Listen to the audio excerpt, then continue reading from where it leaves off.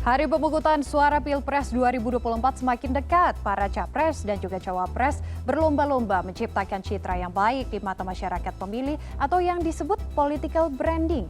Nah, apakah political branding ini untuk setiap pasangan capres-cawapres efektif menambah suara atau malahan membuat pemilihnya menarik suara mereka kembali? Akan kita bahas bersama pakar political branding, Silih Agung Wasesa. Selamat sore Pak Silih, terima kasih telah bergabung bersama kami di CNN Indonesia Connected.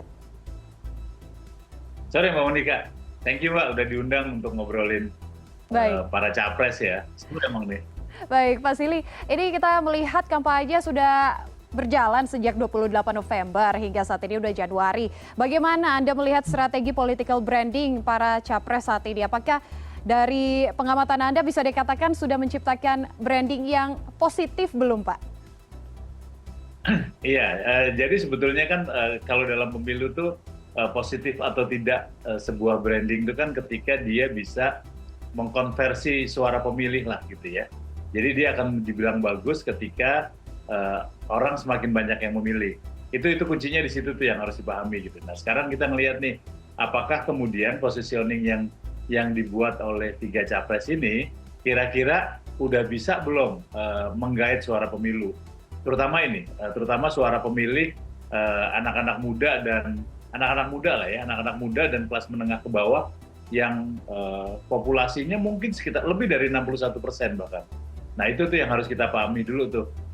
Jadi bagaimana kita membangun personal branding kita, dia akan menjadi bagus ketika membuat orang semakin suka untuk memilih kita, apapun alasannya. Gitu Mbak. Baik, berarti menurut Anda saat ini apakah brandingnya ini sudah cukup baik? Kalau tadi Anda menjelaskan bahwa kita bisa menilainya dari voters atau jumlah suara yang diraup. Apakah ini sudah bisa memengaruhi pilihan para anak muda yang Anda sampaikan atau mungkin swing voters dan ada pula undecided voters? Iya, rasanya sih udah mulai kelihatan ya. Rasanya udah mulai kelihatan sesuai dengan target market mereka ya. Kalau kita berangkat dari 01 misalnya. 01 udah dengan secara tegas gitu mencoba meraup anak-anak muda tuh. Kalau kita melihat kemarin pada saat Anies melakukan live TikTok gitu, itu sekelompok anak-anak muda terutama K-popers itu udah membuat julukan, udah membuat bahkan merchandise khusus buat Anies. Jadi rasanya untuk 01 Anies sukses untuk menggalang itu. Bahkan kemarin pada saat debat itu mengakhiri dengan satu kode simbol tangan gitu yang menunjukkan satu film gitu, yang punya komunitas tersendiri dan punya loyalitas sendiri. Pada sisi itu rasanya akan kelihatan Anies bisa menggrab anak-anak muda gitu, karena yang digrab adalah mereka yang selama ini agak apolitis, tidak mau terlibat sama sekali. Itu satu ya. Nah yang kedua, ini agak menarik yang dilakukan oleh Pak Prabowo gitu. Pak Prabowo mengambil posisi seperti halnya langkah sukses beberapa presiden sebelumnya gitu ya.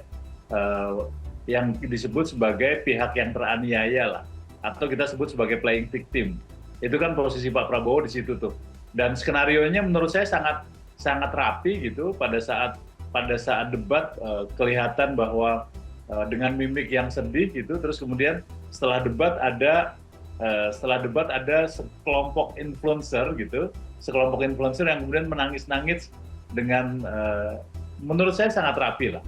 Jadi rasanya di situ Pak Prabowo akan memposisikan dirinya sebagai playing victim tuh. Nah biasanya di Indonesia itu masyarakat Indonesia akan terpengaruh, akan terenyuh dengan pola-pola yang seperti itu gitu ya. Begitu dia dizolimi, dia disakiti, nah itu akan muncul gitu. Tapi apakah berhasil apa enggak?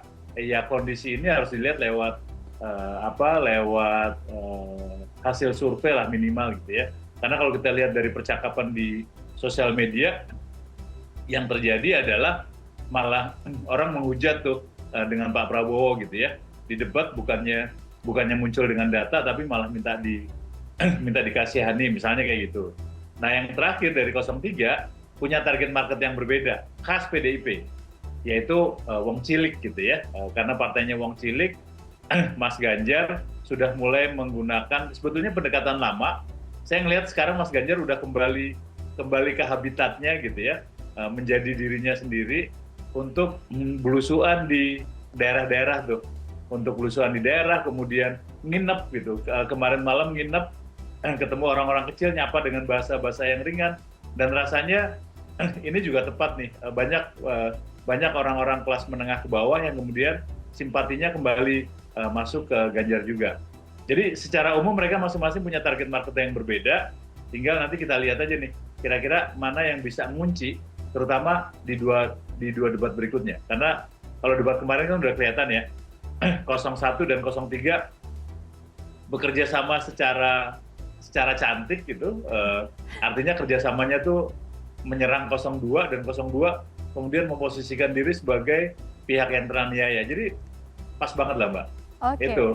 Baik Pak Sili, ini yang menarik, Anda menjelaskan terkait dengan debat. Kalau kita melihat debat terakhir kemarin, debat yang ketiga, ini kita bisa melihat ada Anies yang mana membuat biasanya kalem, biasanya juga bisa dikatakan bijak, tapi kemarin di debat terlihat ofensif ini. Kalau tadi Anda menyebutkan menyerang 02, tapi kemudian ada pula ini yang biasanya brandingnya untuk Capres 02 ini biasanya gemoy, dikatakan oleh netizen ini dideskripsikan sebagai gemoisian karena emosian. Ada pula ini kalau yang Capres 03 di sini biasanya konsisten, tegas dan juga santuy atau santai ya Pak Sili. Ini kalau Anda melihat hal ini, apakah sebenarnya personal atau political branding ini bisa sebenarnya menjadi bumerang untuk para paslon ini, bukannya mendatangkan suara, tapi malah kehilangan suara-suara mereka yang sebenarnya sudah mereka kantongi sebelumnya? Ya, oke, thank you Mbak Monika. Nah itu menarik tuh pertanyaannya. Apakah debat kemarin itu akan mengurangi suara dari para kandidat capres gitu ya? Itu pertanyaan yang paling penting kan. Debat itu kan sebetulnya kan bukan mengalahkan lawan gitu, tapi bagaimana kita mendapatkan simpati dari para pemilih. Itu kata kuncinya tuh. Tapi kan ketika kita bicara strategi akan menarik dibahas. Katakanlah misalnya dengan 01 yang dilakukan oleh Mas Anies gitu. Itu pada menit pertama kan dia langsung ngegas, membangun sentimen gitu, sehingga efek gemoynya dari Pak Prabowo itu langsung hilang seketika. Malah mungkin lupa nari, lupa beberapa istilah gitu ya, jadi kelihatan tertekan banget gitu. Itu yang pertama tuh. Nah pertanyaannya adalah, apakah kemudian ada beberapa pemilih Anies yang kecewa? Saya rasa sih ada gitu ya. Ketika kemarin saya ke beberapa lapangan, ada beberapa orang yang oke gitu. Di hari pertama setelah debat ya, itu orang kecewa dengan melihat Anies itu gitu. Tapi kalau saya melihatnya ada strategi lain tuh untuk yang dilakukan oleh Anies untuk meruntuhkan positioning Prabowo yang gemoy dan lucu. Itu benar-benar diruntuhkan di sekali tembakan, di tembakan awal, udah habis itu ke bawah semua. Dan kemudian terbukti hari-hari setelah debat, Prabowo isinya marah-marah aja gitu ya, termasuk pada saat membagikan kaos. Saya ngelihat itu. Jadi kalau kita main catur nih, kayaknya debat kemarin Mas Anies mengorbankan sedikit pemilih gitu ya, mungkin ada yang kecewa karena dia ofensif banget gitu, tapi tujuan yang lebih besarnya adalah merusak positioning gemoy menjadi nggak kelihatan lagi, dan itu membuka beberapa pihak lain sekarang untuk memunculkan Prabowo yang pemarah sebenarnya itu, kemudian beberapa elemen muncul. Itu yang saya lihat dari yang dilakukan oleh Mas Anies gitu ya. Nah yang kedua, saya melihat yang dilakukan oleh 02 tadi memang benar-benar memposisikan sebagai playing victim gitu, karena sebagai Menteri Pertahanan seharusnya di debat kan paling menguasai data gitu, tapi ternyata penguasaan data malah terjadi di 01 dan 03, sehingga memposisikan diri sebagai orang yang terzolimi. Gimana sih datanya salah gitu, terus gimana sih kok menyerang secara pribadi gitu. Itu yang digunakan oleh Prabowo sebagai 02. Rasanya jelas dia ingin mengambil simpati pemilih-pemilihnya untuk mengasihani Prabowo, sehingga orang akan milih dia. Nah, itu yang terjadi. Tapi hasilnya kalau itu harus dilihat juga kalau dari percakapan di Twitter, di Instagram dan di TikTok itu sebaliknya yang terjadi. Orang malah banyak yang mencela Prabowo, tapi kita nggak tahu yang di level bawah gitu ya.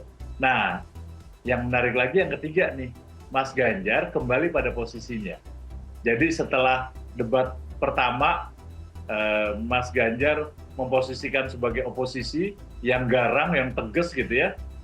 Kelihatan agak lucu sebetulnya karena tidak sesuai dengan positioning Mas Ganjar selama ini. Nah, kemarin dia kembali ke sifat asalnya yang santai, tegas, tapi datanya juga kuat. Bahkan dengan cerdasnya gitu, semua umpan lambung yang diberikan oleh Anies untuk menyerang Prabowo itu disemas di menit-menit terakhir tuh. Sehingga yang tadinya orang menganggap Anies ofensif gitu, kemudian langsung oke, yang ofensif bukan hanya Anies nih, tapi Ganjar juga melakukan ofensif. Itu rasanya kemarin harus kita akui Mas Ganjar udah kembali ke performanya dan Anies kayaknya melakukan strategi tersendiri untuk di debat ketiga ini. Baik. Itu Mbak Monika. Baik, jadi political branding ini sendiri bisa mendatangkan keuntungan atau bahkan menjadi bumerang ya sebaliknya. Tapi Pak Silly, dari Capres kita beralih ke Cawapres. Kalau Anda melihat political branding dari para Cawapres ini sudah seperti apa? Apakah sudah selaras dengan para Capres pasangan mereka? Ya ini sih, makanya ini menarik tuh Mbak Monika. Banyak ya kalau kita ngelihat jok-jok di sosial media kan, ini para capres nih kayaknya pada nggak bisa milih pasangan gitu ya. Yang Pak Prabowo sama Gibran gitu yang secara usia jauh banget. Kemudian Anies sama Caimin yang berbeda secara secara perilaku. Kemudian Ganjar dengan Pak Mahfud lah. Kan pada ngelihat kayak gitu. Tapi sebetulnya saya ngelihat cocok atau tidaknya pasangan itu bagaimana mereka masing-masing melakukan tugas kerjanya nih agar sesuai dengan karakternya. Itu yang paling penting tuh. Walaupun ini rata-rata belum secara optimal dimainkan oleh masing-masing cawapres. Katakanlah nih misalnya ketika 01 Pak Prabowo udah sepuh gitu ya, sehingga mungkin kemampuan mengingat datanya tidak sebegitu kuat tidak sebegitu kuat oleh calon-calon yang muda. Nah, itu harusnya yang diisi oleh Gibran nih. Harusnya diisi oleh Gibran sebagai pasangan muda sesuai dengan tagline pada saat pertama kali datang ke KPU, tenang Pak Prabowo, saya ada di sini.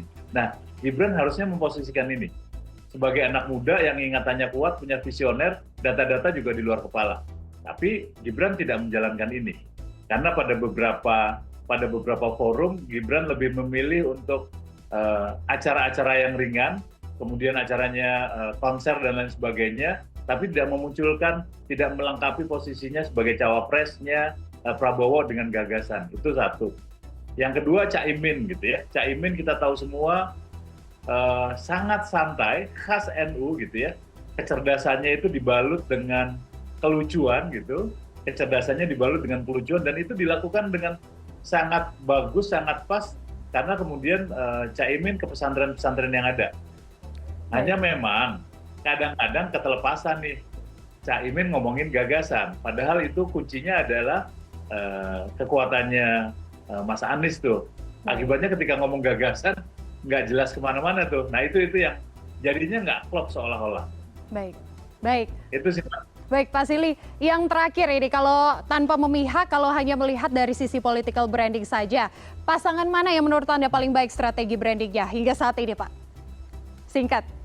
Saya ngelihat Anies paling oke ya untuk memposisikan dirinya personal brandingnya yang sekarang ya, karena yang bisa mengumpulkan massa, bisa membuat orang sukarela melakukan sesuatu, melihat di Anies tuh. Baik. Berarti kita pun saat ini kalau menurut Anda Anies, tapi kita masih memiliki 2 kali debat lagi dan masih ada waktu untuk mereka political branding, membuat branding untuk pasangan mereka sendiri untuk memenangkan pasangan mereka. Terima kasih pakar political branding Pak Silly Agung Wasesa telah bergabung bersama kami. Salam sehat Bapak. Thank you.